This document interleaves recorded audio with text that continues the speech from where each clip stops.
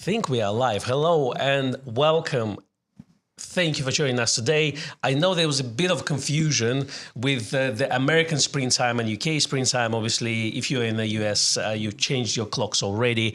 We haven't changed them yet, but we will be doing that on 30th of March. So in the next couple of weeks, well, today and next week, there's going to be an hour difference between where your time is in the United States is and our time in the UK. But if you are not sure, then just check what's UK time. It's 2:15 p.m. Friday. We always here. We have Gray in the house today. Thank you. How are you? I'm really well.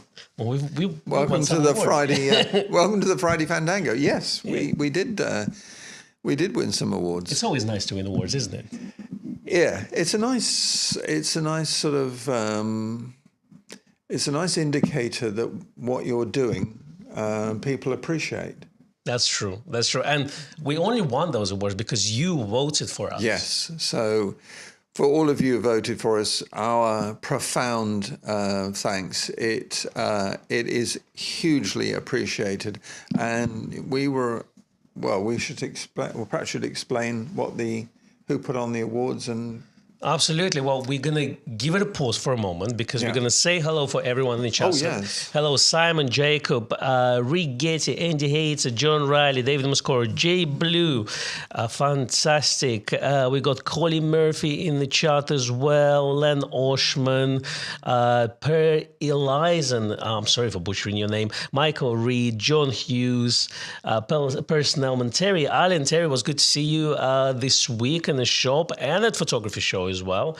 So that was great. David Liu, Tadeusz, Michael Ladley, fantastic. Everyone's here. Thanks for joining us today. So photography, amateur photography award. So let's start with, what is amateur photographer?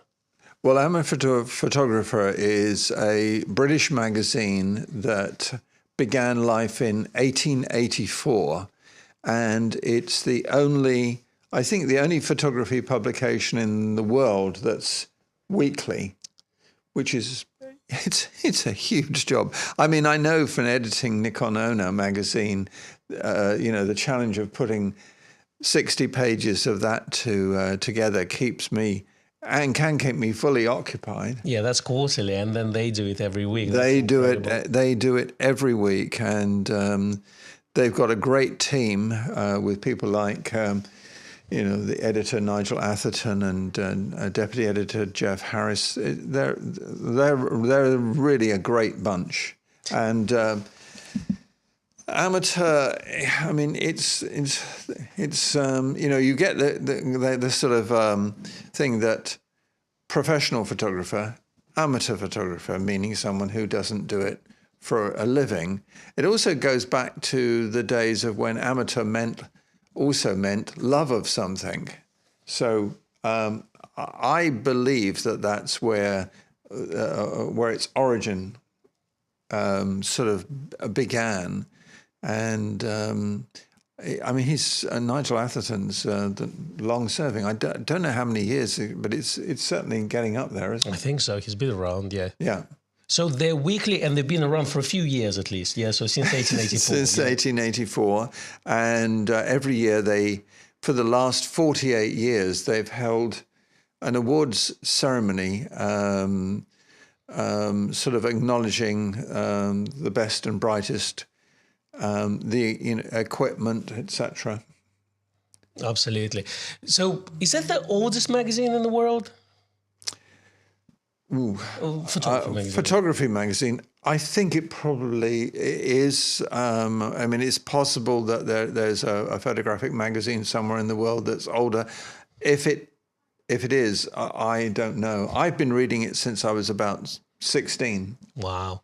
When I was studying, I haven't worked at Grays yet. I was doing my photography course here, and I was buying Amateur Photographer magazine just to see, because the half of the magazine would be all the classifieds with all the equipment that's been listed. I was just drooling over it. And, at that time, I was a student, obviously couldn't afford a lot. So, but it was just incredible to see. And obviously all the latest reviews were quite nice. The techniques as well and the guides, they were quite useful. Absolutely. Well, I think you went through the same thing that I did when I was your age. I'd look through and all this equipment and that I couldn't possibly afford, but it's great to put the dream there. And I think that's such an important part of anything in life. If you want something, just continue to put it there that you're going to get it, no matter what. It's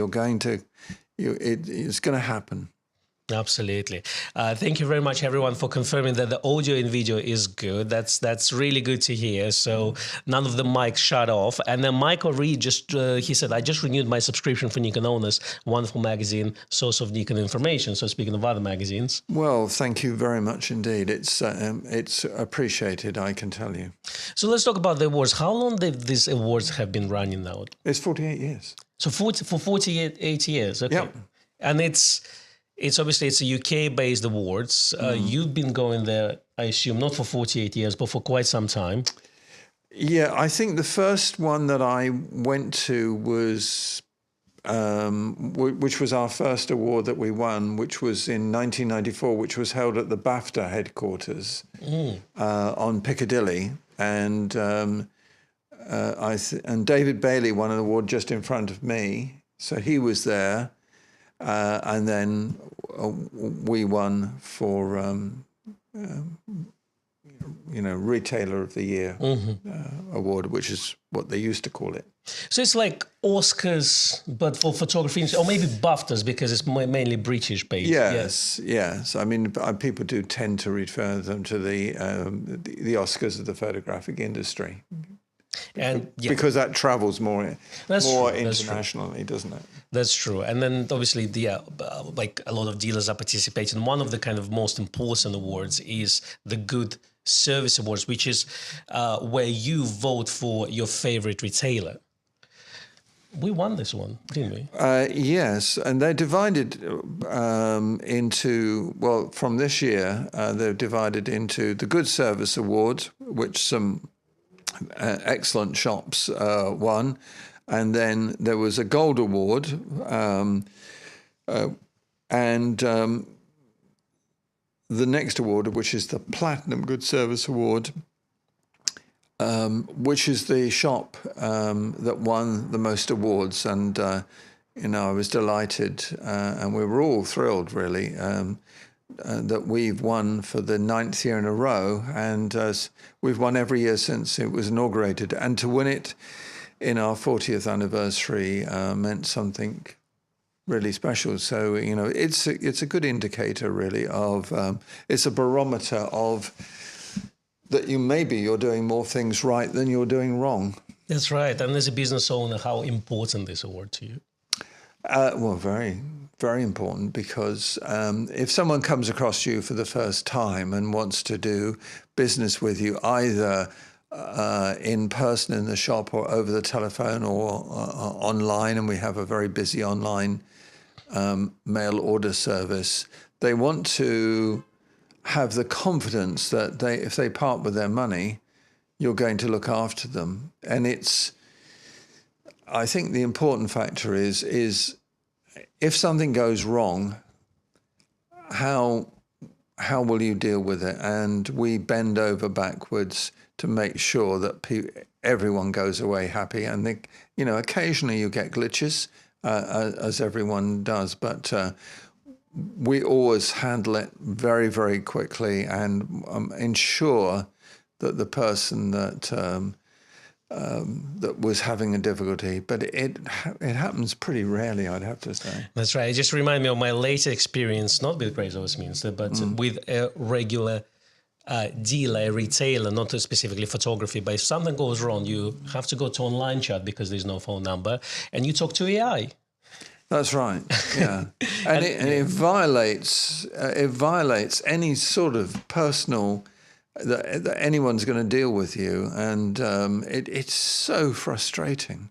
Absolutely, and that they don't realise that what happens is people vote with their feet, and if you're not going to look after them, you've lost them, and you might have spent tens of thousands to attract them to your site or to your business.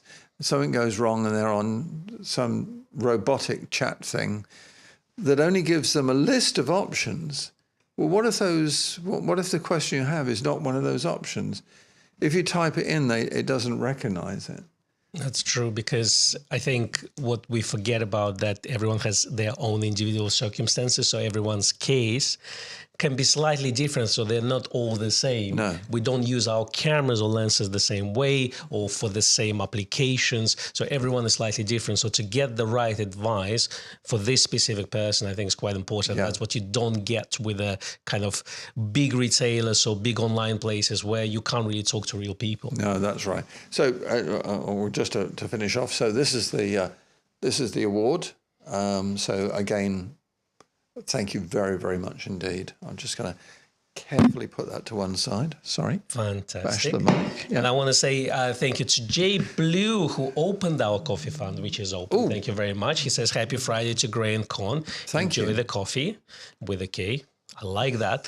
And Kirill Grushko, thank you very much. He says, happy Friday, Kon and Gray. Thank you very much. We will appreciate it. If you have any questions for Gray, please put QQQ right in front of your question, and I will ask him. I will monitor your comments. Ergin is asking us about rumors that have been popping up on Nikon websites. We're going to talk about it next week. So we'll leave it for next week. We're going to talk all the latest rumors there. But today we're going to talk more about awards. And actually, speaking of Nikon winning awards, they won 28-400, won Reader's Choice Lens of the Year, which means it was given by you, the readers. Z6 III won Enthusiast Camera of the Year, as well as Reader's Choice Camera of the Year, which is great. And, you know, actually, a YouTube channel, our YouTube channel, where there were 4 runner-ups or 5 runner-ups, and we're on the 3rd place, so which was quite nice to hear. So you guys voted for us as well, which is, you know, we didn't win, me and Becky, but that's fine because we saw our faces there and we thought, oh, you voted for us, and it's very nice. Yes, and it was nice because Becky was with us along with Gillian Greenwood and with Rafi Sylvanian, the Nikon owner, yourself, and Daniel Cruz. So it was really nice. And actually, the venue was, for the 2nd year in a row, was in the historical site of the Shakespeare's Globe Theatre, which was built on the site by, masterminded by Sam Wanamaker. And, you know, you're sort of sitting there, you think, Shakespeare was in this space once. It was not lost on me. That's right. I'm glad we were sitting, actually, because normally you would have to stand to enjoy the play. In all weathers. Yes. Not for me, thanks. But yeah, beautiful place, great atmosphere, and obviously, like, all camera retailers were there, all the camera manufacturers were there. Nikon had a big table there as well. So it was just a kind of an interesting bunch of people because you kind of live in a microcosm of a shop, of a company. Yeah. And while you kind of interact with other retailers, you don't really see them all in one place. So that was quite interesting. And photography show happened that week as well. It started, I think, on Saturday and it's ended on Tuesday. So a lot of retailers and companies who travel from up north, who normally photography show would be in NEC, they were in London, so they came into that dinner as well. They did, yeah. Absolutely. So what do you think about Z6 III winning the award? It's Reader's Choice as well as Enthusiast Camera of the Year. Well, I think that says it all, doesn't it? If the readers voted for it, then that's good. That's good. I've not used it myself. Have you? Z6 III, yes, we've used it quite a bit. It's a great video camera in my opinion, and just good all rounder. As I say, if I wouldn't have Z8, that Z6 III would be my top choice for sure. Really? Would it really? Yeah, it's just, I think, ticks a lot of boxes as well as being, a lot cheaper than Nikon Z8, and that makes a lot of difference for a lot of people. And if you're into video side of things, and I know you guys are not into that, but if you speak to the video guys, they just swearing by this camera how good it is. Like I went to the videography show that was, I think, a couple of weeks before that. That's right. You said it. There was this Sony guy who just said, "Look, I'm just switching from Sony because each camera does one thing very well and doesn't do anything else. And if I want to do a couple of things, I have to buy 2 different cameras. Well, camera like Z6 III just does it all, and I can just buy one camera and it's good video cameras, good stills cameras, so I can throw everything to them, just will handle it with a breeze.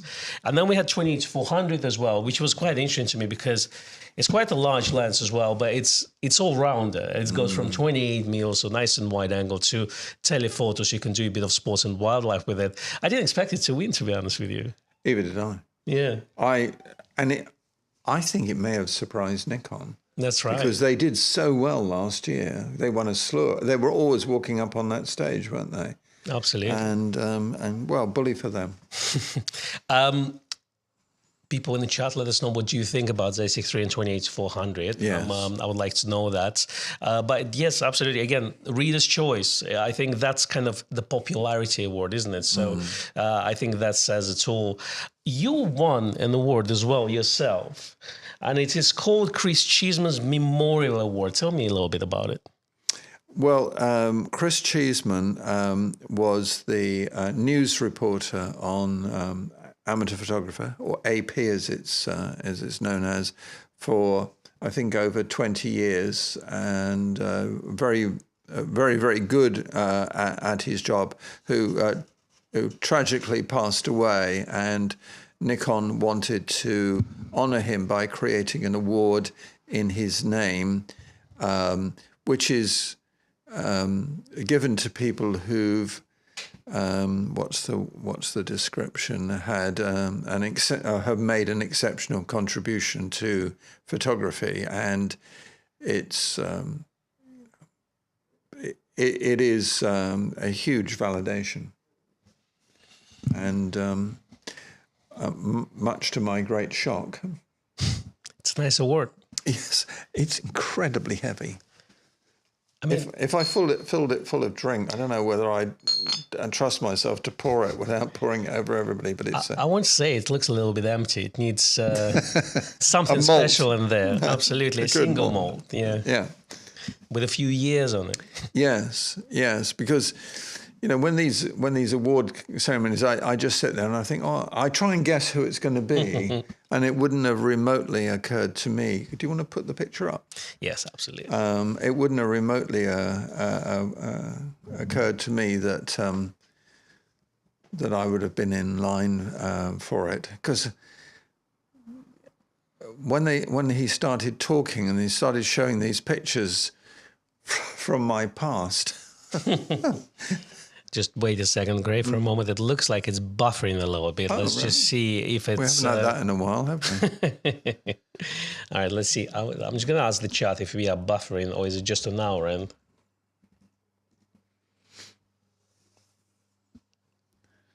Because we are spinning on our feed, but no buffering here. Okay, Gray, continue. Okay. It's all good. Thank you very much for confirming. Yeah. So where were we? So you were talking about the award. Yeah. So, what I didn't understand was how they'd got all the information, how they'd got all these pictures from my past and got all this information about me. And I was, I don't know if it's still sunk in, really. It was remarkable, because it never occurs to me. And it was the same sense of shock that I got was when I was living in Los Angeles. I went to the 65th birthday party of a chap called Forrest J. Ackerman, who was a very famous figure in the sort of film and science fiction and fantasy film.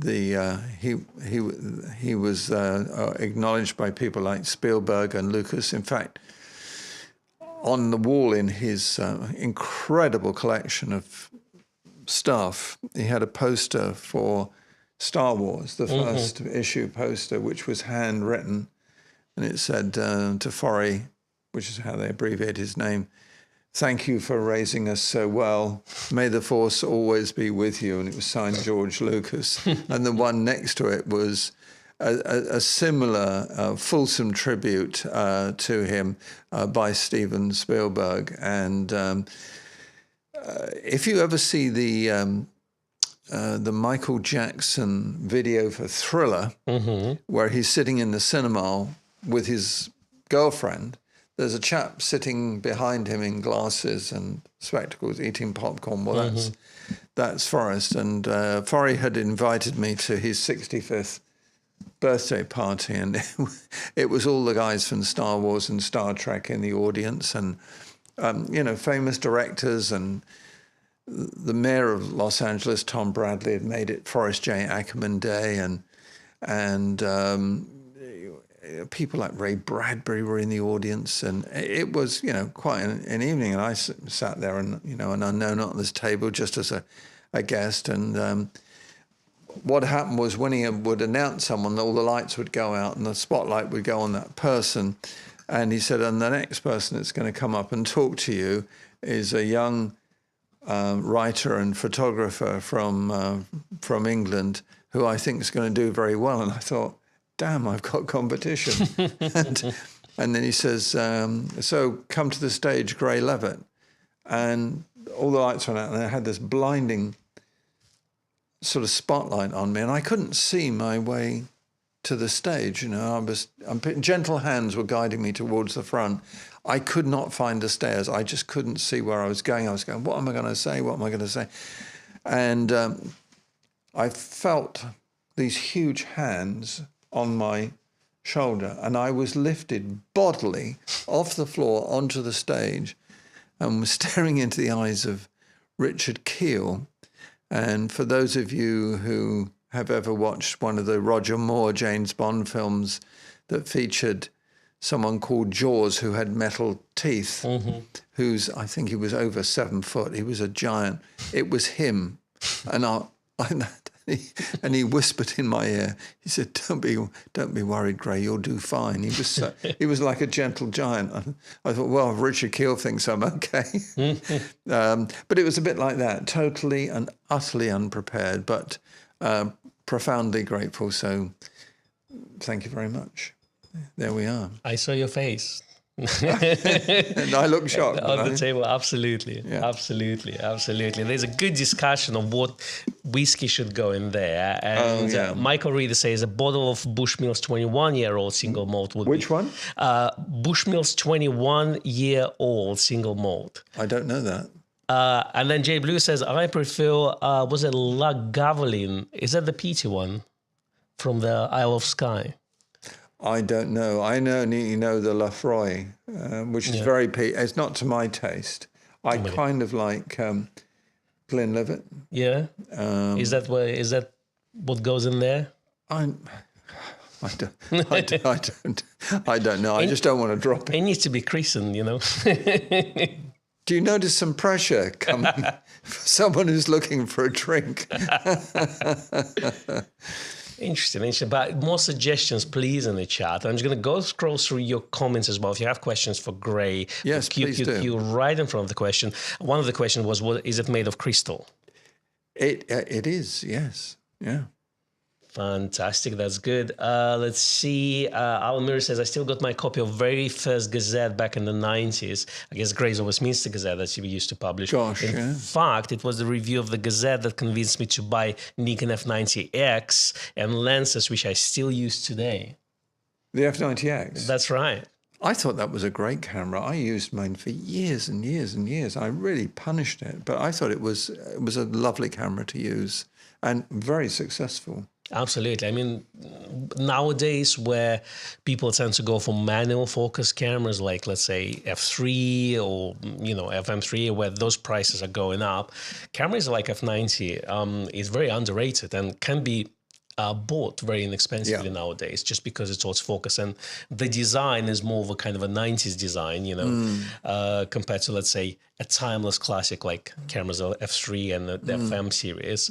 But yes, very interesting. And then there was another question here. Yes, so there was a 28-400 comment as well from Jay Blue, who says, I bought 28-400 in June 2024 for use with my Z6 3-body during my Caribbean holiday in July. It worked extremely well, and I'm very happy with it as an ultimate all-rounder lens. Yeah, I think it's, if you just want to buy one lens, yes, it's slightly on the larger side compared to, let's say, 24 to 200. But then, yeah, it does it all. You don't really need to buy any other lenses unless you really need a shallow depth of field. Then, of course, you can get a prime. But even, let's say, something like 50 prime and 28-400, I think kind of covers a lot of situations. Yeah, good discussion. There's Colin Murphy says Amrut Indian whiskey will fit it well. Colin is the one who gave us that Indian whiskey last year. Colin, I think my throat's still sore because Rafi gave me some of it first. I couldn't believe it. It's like a naval proof, isn't it, or something? Yeah, I think it could burn a hole through wood. It's really strong, Colin. I wish I could read the name of all those Scottish whiskies, because there's a Glenkinchie, a lowland malt. That's as well. I've never tried one of those. No. Dalmore or Putney,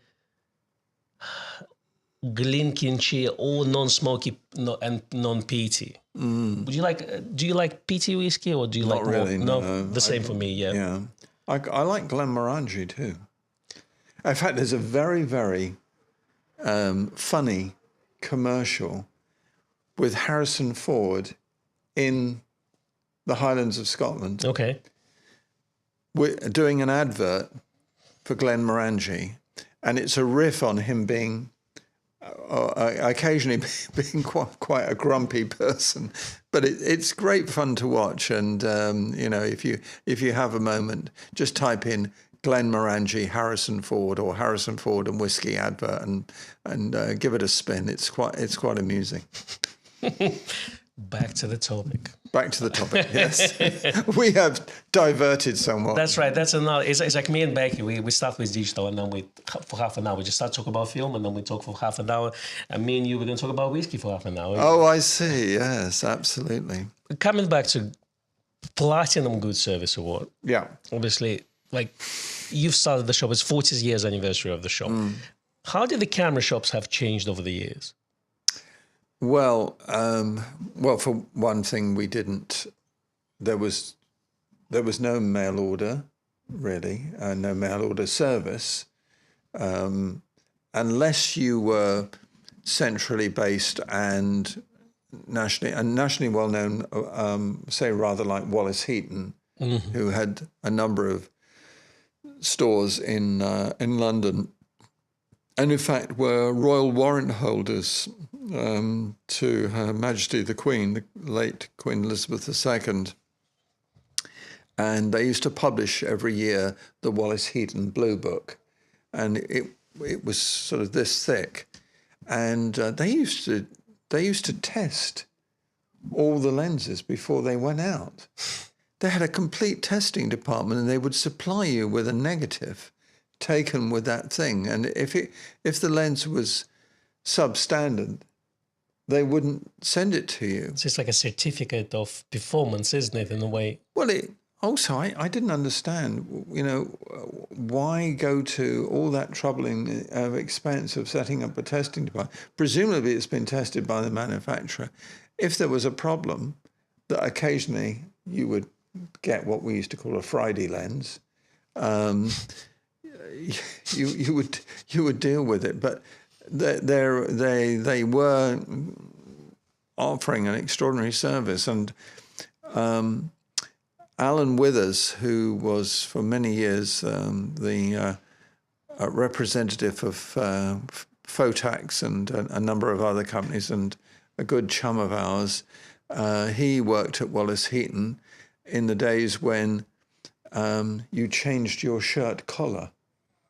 Do you know about that? No, tell me. Yeah, so you'd have the shirt on, but sometimes in the city in those days, because of the smog and being very dirty on the underground, you might get your collar dirty. So you could remove the collar, and some of them you could remove the cuff. So they had to change their collars. I can relate to that. I came to England in 2005. My first week in an underground, I would come home, I would blow my nose, and it would be all black. Yeah. Like the city cleared up quite a bit now. Whatever they've done, it definitely worked. But even back in 2005, it was quite polluted. Oh, I remember experiencing the same thing when I used to live in Kew and travelled into central London every day to work at KJP. Absolutely. Well, Nick Harrison says Friday cars were worse. Friday cars. Yeah. So you thought, well, why to set up? Why to set up a testing department where you can have a good return policy, isn't it? Yeah, I mean, it's sort of. I still don't understand it. Maybe maybe there was a reason. Maybe there were more defective lenses, but I was working in shops in those days, and I don't recall anybody sending back a lens because it was not up to much. Sometimes when you checked, I mean, occasionally there would be a genuine complaint, but most often it was the user not really fully understanding how to use the lens or the camera properly, or their photographic technique may not, be 100%. The other thing was you had to rely on local passing trade. So it was imperative that your premises was on a main busy thoroughfare. And the first place I worked in, which was down in Bournemouth, for about a week or so, the owner said to me, "Well, why don't you go through all the cupboards and drawers and have a look and see what we've got?" And I found this packet of flash powder.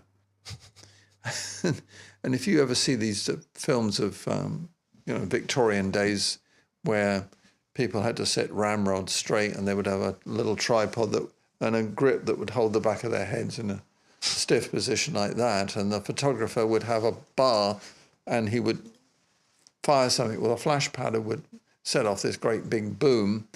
And I said to him, why have we got flash powder? He said, "Oh, you never know, someone might come in for one." And why do we have bags of white powder? Yeah, so he was, when we used to get parcels in those days, they were tied up with brown paper, sisal string, and hot red wax. So we had to cut the wax off, but we had to, no matter how knotted it was, we had to untie all the knots, make sure that the string was kept. Be careful how you took the brown paper off, because he would turn it inside out to reuse it. So he wouldn't have to pay for packing material to send people things. How much would that flash powder cost? Let's say in today's money. So because you use it for one shot, right? Yeah, well, I guess I don't know how many bars it would fill, but it was, from what I recall, it was a small, slim blue packet. So I don't know, how many flashes it would take. Presumably quite a few, because you've only got one shot, haven't you? That's right. I'm just thinking, you were saying about the old photography where, people would have to pose for quite some time. And one of the winning photographers, his name is Drew Gardner, he tried to basically photograph the descendants or relatives of the soldiers that fought in the war 100 years ago in the United States. And he would try to replicate the same shot, but with their relatives, effectively. Yeah, for the American Civil War, wasn't it? That's right, that's right. And so he would get them in the uniform and pose them in exactly the same way, using the same sort of techniques and the same camera that they would have used way back then. It was such an original idea. And they use the same tools to hold the head in the same place. That's right. Very, very interesting. Yeah. Nick Harrison is asking a very important question. He's asking, did anyone ever come in and buy the flash powder? No. Still there, still in that drawer. Well, eventually, the owner, Mr. Hartle, retired, and so I imagine it all got, I guess it would have got chucked out. But, I mean, one other aside for him, he was run such a tight ship that when he had to pay his local taxes or anything like that, he used to save envelopes, and then he would put the check in it with it, and he refused to put a stamp on it. So he used to write OHMS on Her Majesty's Service and put it in the post, and they would deliver it. So he wouldn't even pay for a stamp. I mean, he would have given Scrooge a run for his money. Well, Jim Orsatti said, thank God for speed lights. I mean, I can tell you, Jim. Oh, yes. From my early days where I was doing a lot of events, it's carrying the sets of rechargeable batteries. And it was way before now we have those good batteries that last. You can charge them and they will last, keep their charge for months. Back in the day, we had batteries that would be charged for about 3-4 days and they would lose their charge. So anytime before the shoot, yes, you plug everything in. You spend the whole day basically charging about 3 or 4 sets of batteries, double A's, just to make sure they're working okay.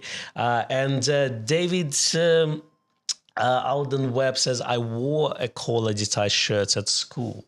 Did you? The collar detached shirts? No. No. No, I didn't. I've seen the ties though. The ones that you can just remove. You don't even need to tie want the them. elastic band, you mean? Yes. They also used to do, not only did they have an already knotted tie on elastic that would go around your neck, in the days when they had a handkerchief in the pocket, and but you could buy a hank set, which was just the top of the thing, and then it was glued to a piece of cardboard. Just for people who don't know how to put a pocket handkerchief in properly, So you were saying that obviously the shops have changed since you started. There was no mail order. So nowadays we kind of have online shop that definitely adds to the sale. And we have kind of less people since COVID coming into the shop because just the whole consumer behavior have changed, I assume. Yes, which is really why in order to get people in, you have to offer them an experience that they wouldn't otherwise get. And that's why I think people like, say, Fortnum and Mason's, the long established for hundreds of years grocers and on Piccadilly have lasted so long because when you go in there, it isn't like any other store in the world, really, is it? That's true, and we always hunting for the new pieces of equipment of some hidden gems and secrets where we try to locate all over the world to bring them here. So when people come in here, they almost come like to a Nikon museum. Yes, and I remember many years ago when I think 2014 when we were granted a coat of arms by Her Majesty's College of Arms, the president came over from Japan and took us all out to lunch to validate us really on getting it, because it had also been reported in the Japanese newspapers. He said it was really studying our second-hand department and some of the museum pieces that we have down there that made him create the Nikon Museum in Japan, which is, if you're ever in Tokyo, is well worth a visit, because obviously they've got some extraordinary stuff and a lot of prototypes too. Jim Orsatti is asking if we have an eBay shop. No, we don't, but we do ship all over the world. Yep. Was there any idea of setting up an eBay shop at some point? I think it may have been discussed, but it may have been discussed by you and Becky. That's true. Yeah. But then we thought we have an online store now. Yeah, exactly. And I think we're doing fine, unless there's a good reason for doing it. I think we'll just stay where we are, unless people demand it. What do you think the future of retail is really, in terms of, obviously everything is shifting online. Yeah. And, having a physical presence in the store. Do you think they will still exist, let's say, 10 years down the road? It's a good question, Const, and it's a really good question. I don't know, but when you think that there is a hat shop in St. James's that have been selling and making hats. That's right. They've been there since 10 years after the Great Fire of London, which what was it, 1666? And I wonder if people would have ever thought that that would have existed for so long.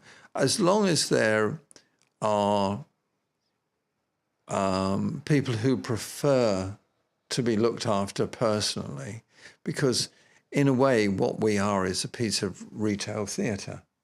And then when someone comes in, we want to give them a fulfilling experience, something that they'll enjoy. And, I know I've got, we still thankfully maintain customers that we've had since the beginning. And in fact, we've got quite a few that I would look after in other places that kind of followed us, really. That's right. It's this like Adrian Cochrane is one of them. That's true. It's this type of question where I wish this bottle would be full, or half full at least, But I'm looking at the just kind of... Notice the pressure here, everybody.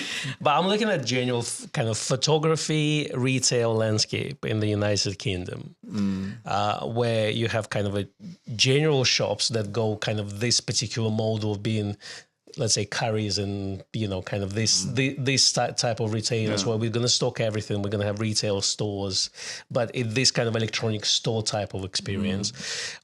We have new online places that don't have physical space, and they try to obviously go all digital with a data-driven, marketing with Facebook and Instagram, but actually everything is done that you don't actually speak or even deal with a real person in a way. It's all done via, let's say, emails or text messages, things like this. And obviously, and then you have shops like us, which are quite unique in proposition because we don't follow the same retail model in a way. No, that's right. I mean, it's a very good point, because I think the more these people try and isolate themselves from their public, the more that they would not retain a loyalty, and it's that's why people keep going back. If you can afford bespoke tailoring, that's why people keep going back to Savile Row, because they know someone will there and will look after them, and the quality will be there. And that's why they'll buy a decent pair of shoes, for example. And, we know that, we can have people who will come in, 20 years afterwards, and we'll have information about them stored, like, what did they originally buy, and, what their likes and dislikes are, so that we can look after them in that manner. It's something we always tried to do, really. That's true. Pushing the sort of motto we've had from the beginning, which is, the answer is yes. What's the question? And I guess service counts as a big part of it, isn't it? It's vital. Yeah, it's vital. And be friendly. Be friendly, knowledgeable, and look after people and listen to them. And you'll. I think that's why we did so well with the Platinum Awards, because the amount of awards we got this year, I know, was in the thousands. It's remarkable. So there's always that silent majority. That's right. And then, Nick Harrison says, and you can see the big online space like Amazon opening retail stores as well. So it kind of goes full circle sometimes, No, it does. Yeah. That's true. And Andy Hayter, who is, I think, based in the United States, he says, I need a transporter to get to Grays. Well, Andy, anytime, if you jump on a plane, we'll be happy to have you. A transporter? Yes. You mean like Jason Statham? Well, I think... Or do you mean one of those sort of things in Star Trek? I think it's a teleportation device. Teleportation, I think that's what he meant, really. But that would be good, wouldn't it? That's true. I think they're getting close to it. I've read about it. Somewhere in China, I think they transferred an atom or molecule or something like this. Would you do it? I guess I wouldn't be first in line. Let's say this. Wouldn't be first in line to go to Mars either, let them handle it. Try before you buy, I guess. That's true. And are you looking forward to just kind of this year from Nikon that, all the rumored products, Yes, I am. It's always going to be, it's always interesting of what's going to come next, I've given up thinking, well, they can't do any better. And then you get, or if it is something else, it can only be incremental. And we know with some of the cameras that have come out, like the Z8 and the Z9, that's true. That jumped away and jumped ahead in a highly significant way. That's true. My computer is overloading, so I'm just gonna restart it real quick here. But Nick, who was it? Was it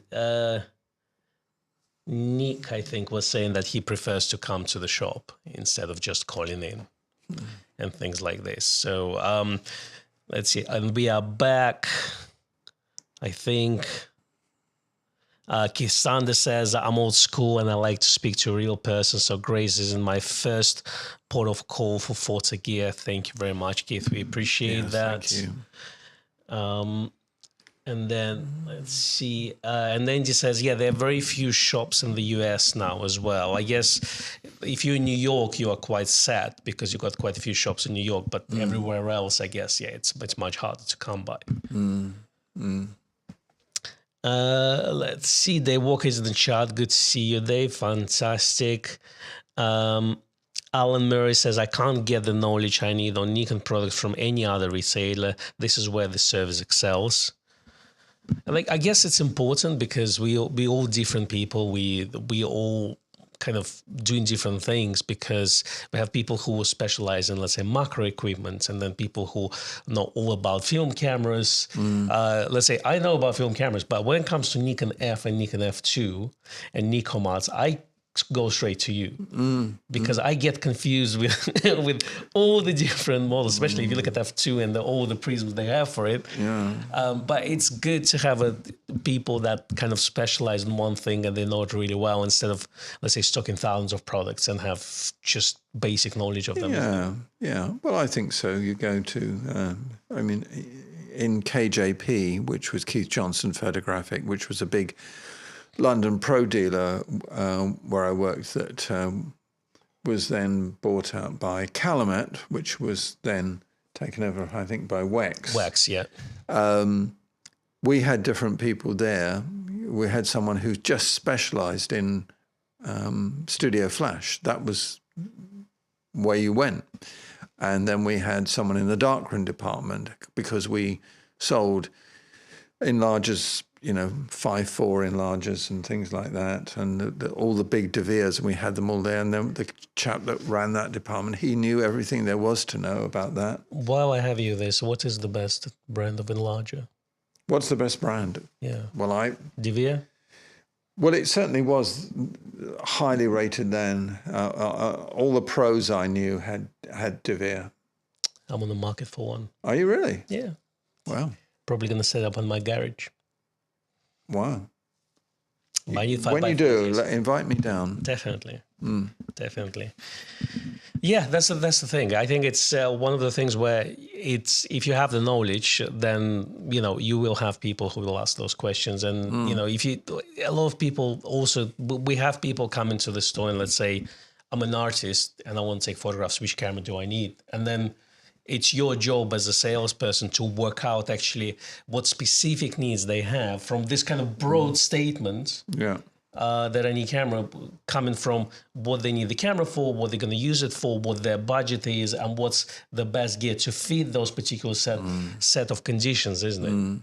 And for me, that was always kind of not the hardest part, but that you're going to spend with that person a good hour, kind of trying to work out exactly what they need, and then at the end of the day, they may not buy it on the day, but then you'll see a month later they'll come in and say, I've kind of done my own research now, and what you were saying actually, kind of that was a good answer, Yeah. That's the thing, because you go on the internet and you say, which one shall I choose? And then you'll have 10 different answers. Yes.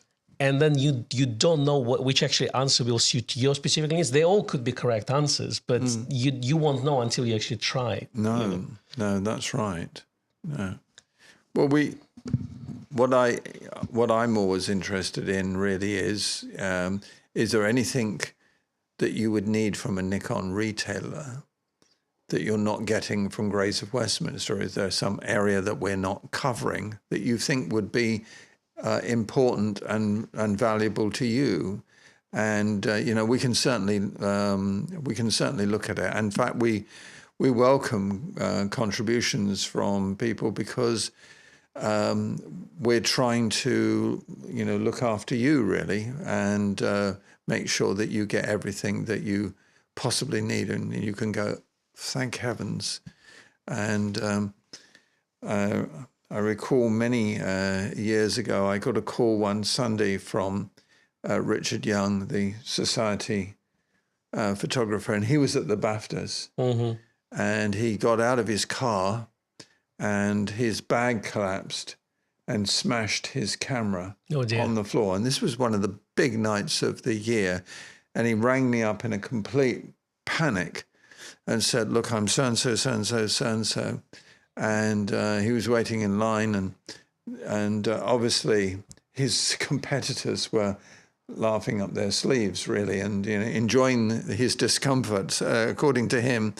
And he said it was such a glorious moment when someone walked through the barricades with a Grays of Westminster bag and handed it to me, and I took out my new camera. And he said, no, that's what I really call service above and beyond on a Sunday in the pouring rain. Well, I had to go somewhere, I remember, with a bag. Oh, you did? Up north? Yeah. But I remember Richard Young calling us and say, okay, I speak to Kon. I was like, yeah, Kon, I'm at this event, this and this, photographing this and this person. Something's wrong with my flash. Okay, let's figure it out.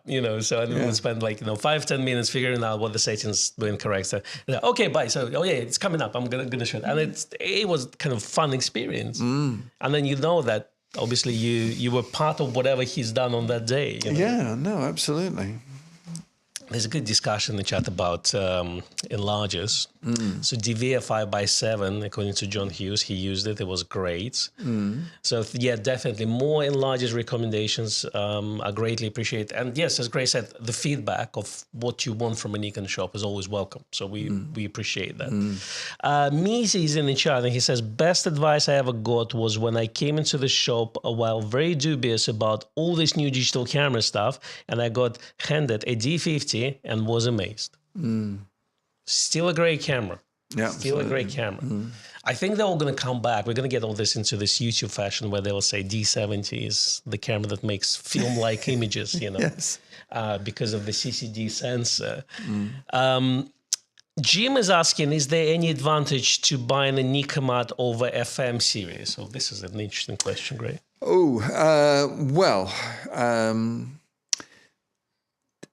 It's built like a tank. I mean, you could hammer nails in it, but you can't change the focusing screens. You can't put on a motor drive. It is 100%. It is 100% viewing, and there was a number of them. The FT, the FS, which was the same camera. Nikomat. This is Nikomat FT, Nikomat FS, which was the same camera minus an exposure meter. I guess to make it a more budget, and then the FTN, the FT2, and then the AI version, the FT3. Beautifully made. The early ones, you had to buy the flash shoe separately and put it on the back and screw it into the eyepiece. It was only on later models. So in terms of parts, I would go FM2, definitely. So it's definitely kind of a more modern. It's not really modern. I mean, we're talking about the cameras that are 30, 40 years old, but definitely a more modern approach that will take a lot more lenses in as well. Yes, that's right. And you can... With the FM2, there's a good chance if you need servicing that it can get serviced. It will take a motor drive. You've got a choice of 3 different types of focusing screens. You've got split image, You've got the Type B, which is plain microprism, and then you've got the E, which has got grid lines. And or if you can budget for it, the FM3A, which was partly mechanical and partly electronic, and that price has just gone up and up and up and up. That's right. I've managed to get mine a few years ago, so I'm very happy that at the right time. Absolutely. Yeah, so the Nikon series was effectively a mid-range under the Nikon F series cameras. Is that what? Well, they wanted to produce a camera for for people who didn't need a motor drive, that didn't need interchangeable finders and bulk film backs. You're talking about the Nikon F being a system camera, and at one time it was rather cruelly, I thought, referred to as the poor man's Nikon, but it certainly wasn't by any means. It took the same lenses, and it was built as well as a Nikon F, and the Nikon F is incredibly tough. I mean, who was the war photographer? DDD? No, British. His name escapes me at the moment, which is terrible. But there was an exhibit at the Tate of his equipment, and it stopped a bullet. That's right. There's a shot of it, isn't there? Yeah. Well, there's also the camera with still the bullet lodged in it. So it knocked him about 16 foot across the ground, but it saved his life. Absolutely. Yeah. J Blue says, I have an FM3 from the early 2000s. It is my favorite film camera in my collection. My Nikon EM is number 2. Yeah. Well, the EM was a great little camera. They sold over 1 million of them, and it gave them the finances to produce their next flagship model. Absolutely. Don McCullen. Thank you, Chad. Thank you very much, yeah. That's the thing. When we talk about kind of the entry-level cameras, or mid-range cameras, because they sell in higher volume, that helps to fund the breakthroughs, research and development for the new models. Top-of-the-range professional cameras. So let's say it will help to fund, let's say, eventual Z9 Mark II, let's say, or some other cameras.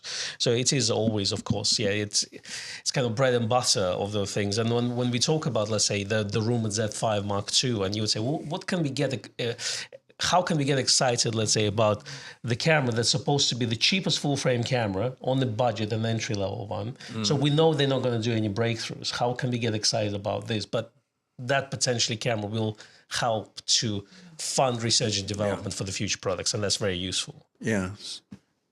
Well, they're diversifying quite a bit, Nikon, aren't they, into different fields? Absolutely. The acquisition of Mark Roberts' motion capture a number of years ago with their robotic arms and things like that they could use to extraordinary effect. And Red. And then Red, yeah. No, absolutely. Do you think they need to have their own film camera again? I'm pushing my agenda on this live stream. Well, I don't know whether they'd have... I mean, I'd love to see it, but I don't know whether there'd ever be the appetite for it because, over the years, people say, well, if only they'd bring back do a modern version of the rangefinder. Seriously, it would be lovely, but... Well, Pentax 17 won Amateur Photographer Film Camera of the Year. It was a category of one camera that was released that year, so it won it. Yeah, of course. Which is good, but but now we have Leica and Pentax, so who knows? I personally would love to see a re-release, maybe like a Leica M6 re-release that Leica did 2 years ago. If we would see something like FM3 or maybe Nikon F re-release, imagine that. Limited edition, obviously, it's not going to be cheap. Let's be honest. It's probably a few £1,000. Yeah. Probably a small production. But I feel like they will sell it. Do you? I will be buying one for sure. In installments. That's right. So it's just going to be taken out of my salary, basically. But we've been on air for an hour. Tell me about Nikon Owner promotion. Well, as it's our 40th anniversary this year, we're going to be doing some events and some special offers. And I'm going to read you out this that Gillian Greenwood and Katrin from Nikon Owner magazine have put together. For this period, for this online thing, we can offer you a Nikon Owner annual subscription.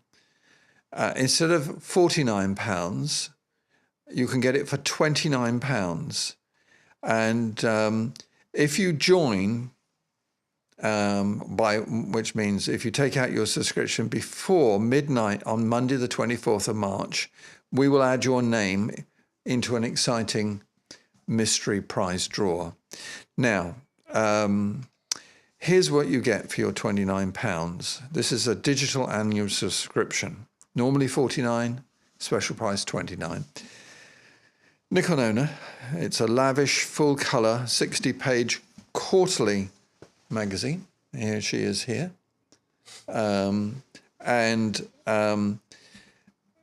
You can get, as part of that, the complimentary download of every single back issues. 85 are currently available that you can download free of charge. There's a subscriber's website, pretty lively message board, events page, latest press releases from Nikon and other companies. Our multi-award winning technical guru, Simon Stafford, runs the technical helpline.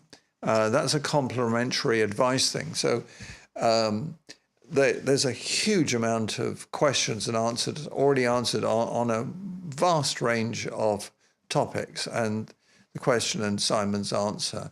And if you can't find it there, you can type in your question and Simon will answer it in some detail. And your question and its answer becomes part of the FAQs, the frequently asked questions. We also do special discounts on a number of photographic courses, events and webinars, and you can get up to £60 off. These meetings and webinars are very, very popular. In fact, there are local Nikon owner groups in the UK.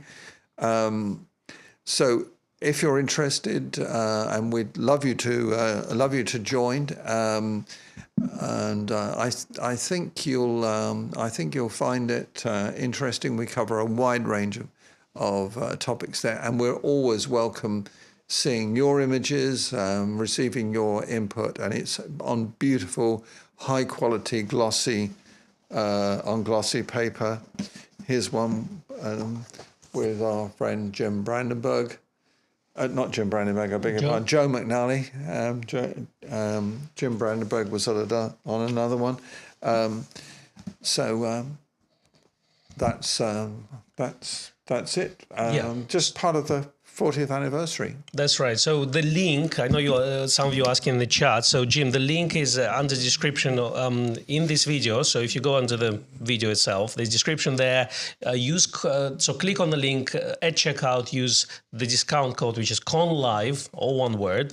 And yeah, you'll get the discount basically. So that's all quite straightforward. And yeah, people in the chat are just saying how they enjoy the magazine as well as printed version as well as digital. Now for next week, it's going to be Coffee with Kon as usual. We're going to talk about all the latest stuff. I know some of you were asking my opinion about this Fuji GFX 100R, all the Nikon rumors we're going to discuss. So come and join me next week at 2:15 British time, which is going to be different in the United States. So just confirm your time. So it's not our usual one. I think it's 1 hour later for you in the United States. But come and join me. Yes, and give us a like. Yeah, it's very important. It is very helpful to us, and hopefully to you too. If you've enjoyed it, please do so. Thank you for joining me today, Gray. It's always a pleasure. My pleasure. I wish you all a wonderful weekend, and farewell from the Friday Fandango. We'll see you again. See you next time. Cheers. Bye. Bye.